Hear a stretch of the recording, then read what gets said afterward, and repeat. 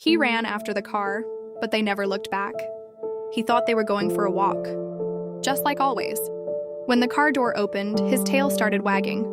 Fresh air, gravel under his paws, the familiar spot near the park. He waited for the pat on the head, the warm voice he loved. But instead, a shove. Hard, sudden. He tumbled out onto the roadside, confused. Before he could react, the door slammed shut, and the engine roared. The car took off. He sat there for a second, stunned. Was this some kind of game? Was he supposed to follow? So he did. He ran. His tiny legs scraped against the gravel, heart pounding in panic. He chased the car, trying to catch up. Maybe if he ran fast enough, they'd stop. Maybe they'd remember him. But they didn't even glance back. He ran until he couldn't anymore. Collapsed by the side of the road, bleeding, shaking, still staring at the bend where they disappeared. And he waited. Not because he was weak, but because he still believed. Every time an engine passed, his ears perked up. Every distant car horn, every tire screech, a flicker of hope. But it was never them. Rain came on the second night, cold and brutal, but he didn't move. He was afraid that if he left, he'd miss them. So he stayed, curled into himself, soaked, starving, trembling. People walked by, some pointed, others just looked away. A car slowed down once, then drove off again. He hadn't eaten in 3 days. Still he waited. Still he believed.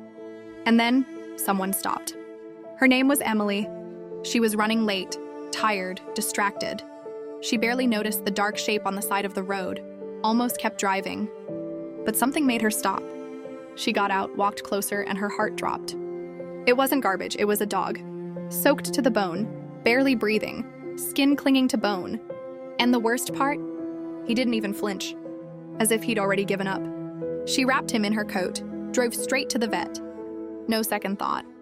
The vet's words were cold, starvation, infection, hypothermia. "Do you want to let him go?" they asked. She looked into his empty eyes, eyes that had once hoped, and whispered, "No, I want him to feel safe again." Recovery was slow, drop by drop. Food, warmth, quiet comfort. She stayed with him every night.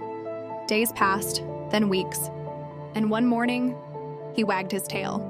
That was the moment she gave him a name, Lucky. Not because of what he'd been through, but because someone finally chose to stay.